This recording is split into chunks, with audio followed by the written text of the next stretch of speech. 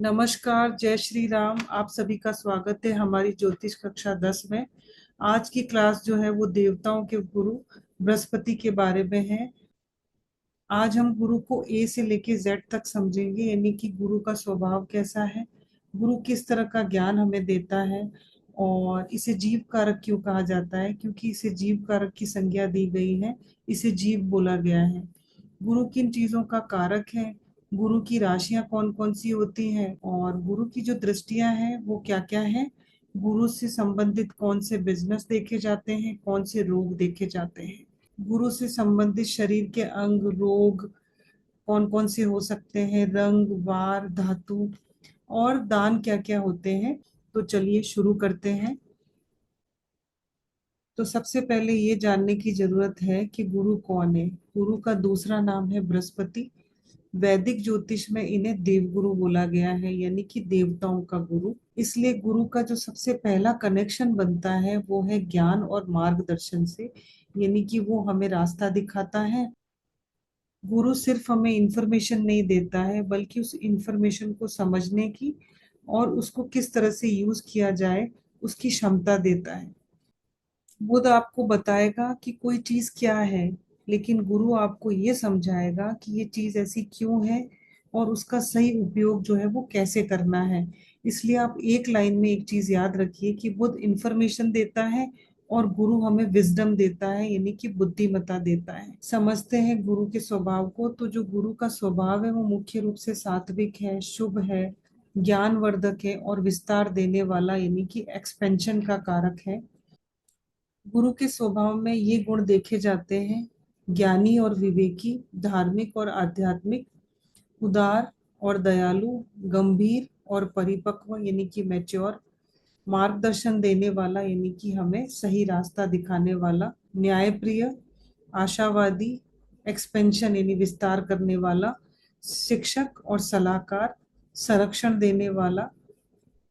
तो गुरु की जो सबसे खास प्रकृति है वो यही है कि वो वृद्धि का कारक है, यानी कि एक्सपेंशन और विस्तार का कारक है। जिस विषय से गुरु जुड़ता है वहां पे वो विकास करता है, उसको बढ़ाता है और समझ बढ़ाने की भी प्रवृत्ति देता है। यानी कि गुरु जिस भी चीज से जुड़ता है उसमें ग्रोथ और एक्सपेंशन की जो है वो टेंडेंसी देता है। इसलिए गुरु को समझने के लिए आप एक शब्द हमेशा ध्यान रखिए, वो है वृद्धि। गुरु का जो तत्व है वो है आकाश तत्व।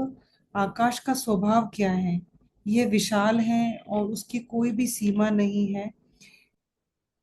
जिस तरह से आकाश की कोई सीमा नहीं होती है, उसी तरह से गुरु व्यक्ति की सोच और ज्ञान का जो है वो वृद्धि करता है और उसको उसी तरह से बढ़ाता है।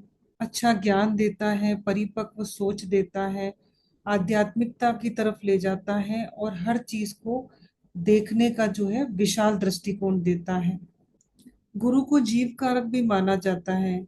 इसको जीव कारक इसलिए कहते हैं क्योंकि इसका जो संबंध है वो है जीवन से, संतान से, वृद्धि से, पोषण करने से और विकास से है। और जीव का जो मतलब होता है वो है जीवन या फिर जीवित प्राणी, और कारक का मतलब होता है कि किसी भी चीज को रिप्रेजेंट करने वाला। ये सिर्फ शरीर की ग्रोथ को नहीं दिखाता है, बल्कि ये इंसान के नॉलेज को, अंडरस्टैंडिंग को और उसके विजडम की पावर को भी दिखाता है, उसकी ग्रोथ से भी जुड़ा हुआ है। इसलिए गुरु को जीव कारक कहा जाता है। ये जीवन को तो बढ़ाता ही है, साथ में ज्ञान और समझ भी बढ़ाता है। अब गुरु की सबसे स्पेशल बात, गुरु की सबसे खास बात उसकी दृष्टि है।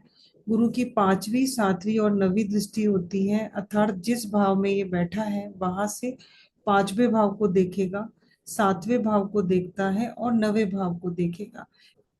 इसलिए इसकी दृष्टि को सामान्य ग्रहों की दृष्टि से अलग इम्पोर्टेंस दिया जाता है।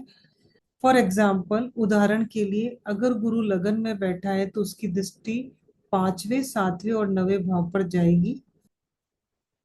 दो राशियों को रूल करता है। इसकी जो स्व राशियां होती है वो है धनु और मीन। मूल त्रिकोण राशि इसकी धनु राशि है। जब ये 0 डिग्री से लेके 10 डिग्री के बीच में होता है तो मूल त्रिकोण राशि में माना जाता है।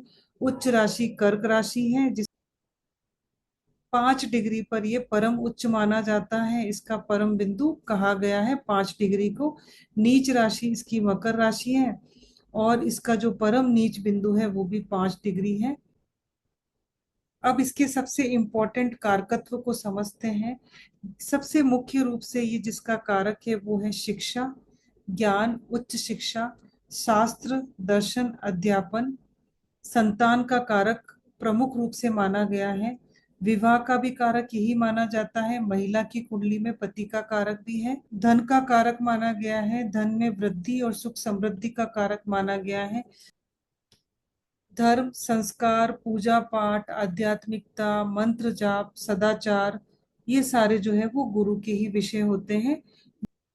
गुरु हमारे जीवन में मिलने वाले हमारे टीचर, हमारे सलाहकार, हमारे मेंटर्स, इन सब से जो हमें मार्गदर्शन मिलता है वो भी हम गुरु से ही देखते हैं। ये हमें सिर्फ स्कूल एजुकेशन नहीं देता है, बल्कि इसका ज्ञान जो है वो अधिकतर हायर नॉलेज हो गया, धर्म शास्त्र हो गया, आध्यात्मिकता हो गया, बुद्धिमत्ता हो गया और अंडरस्टैंडिंग से जुड़ा हुआ होता है।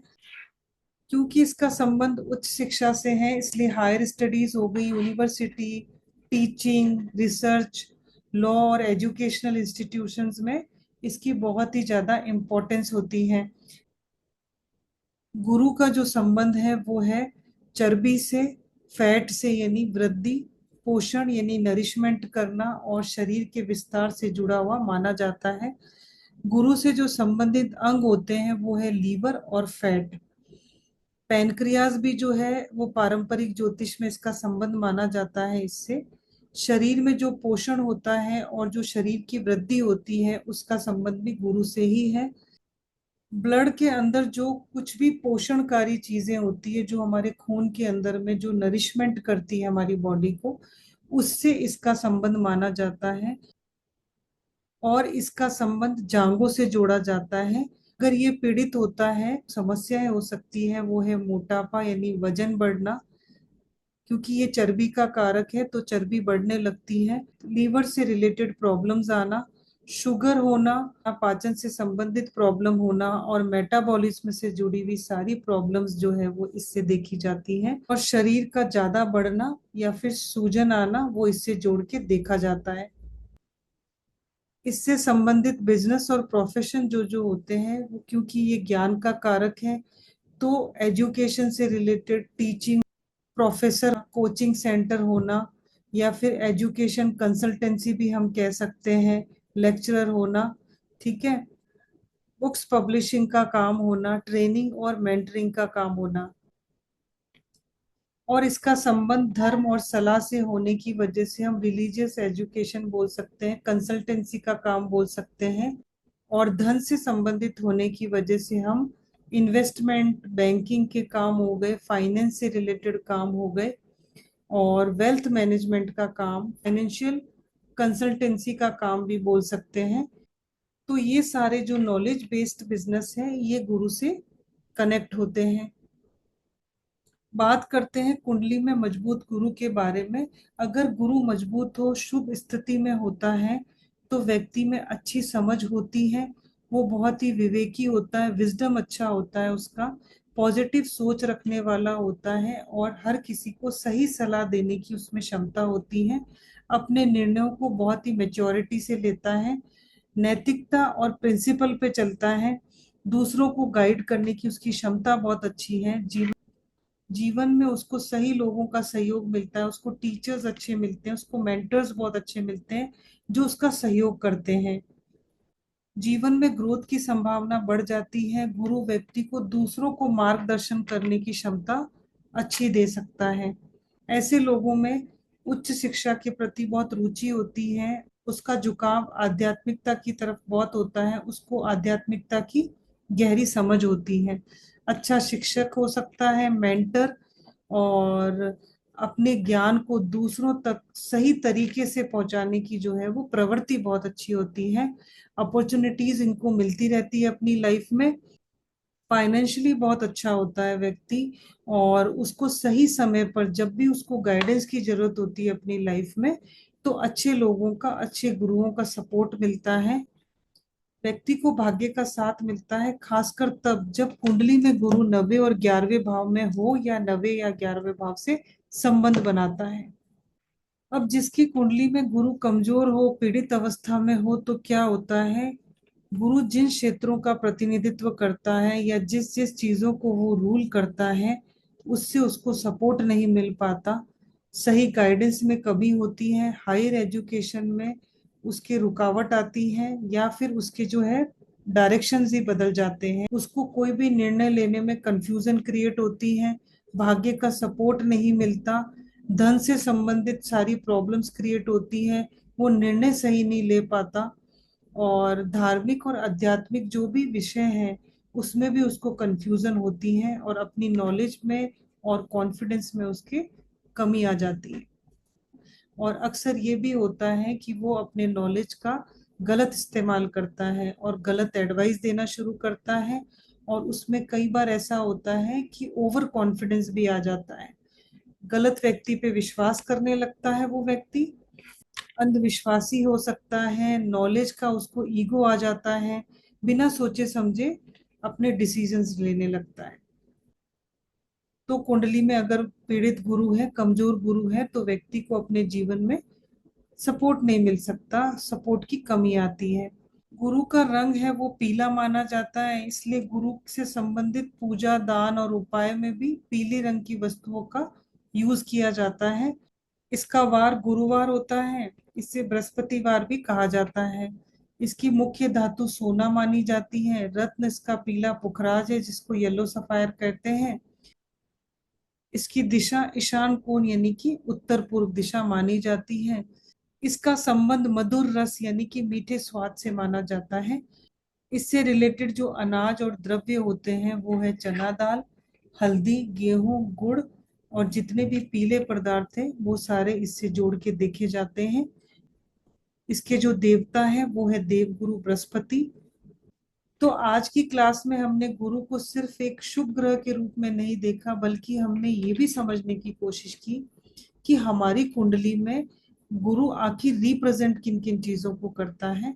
और गुरु हमें ज्ञान तो देता ही है, साथ में हमें दिशा भी दिखाता है और हमारे जीवन में ग्रोथ के जो है रास्ते भी खोलता है। अगली क्लास हमारे शुक्र के बारे में होंगी और हम जानेंगे कि शुक्र वास्तव में क्या है, उसका स्वभाव क्या है और वो किस तरह का सुख देता है हमें, कौन कौन से बिजनेस और प्रोफेशन शुक्र से देखे जाते हैं, शुक्र किन चीजों का कारक है, और कुंडली में अगर शुक्र मजबूत हो या फिर पीड़ित या कमजोर हो तो उसके क्या परिणाम हो सकते हैं, क्या रिजल्ट दे सकता है। तो मिलते हैं अगली क्लास में। जय श्री राम।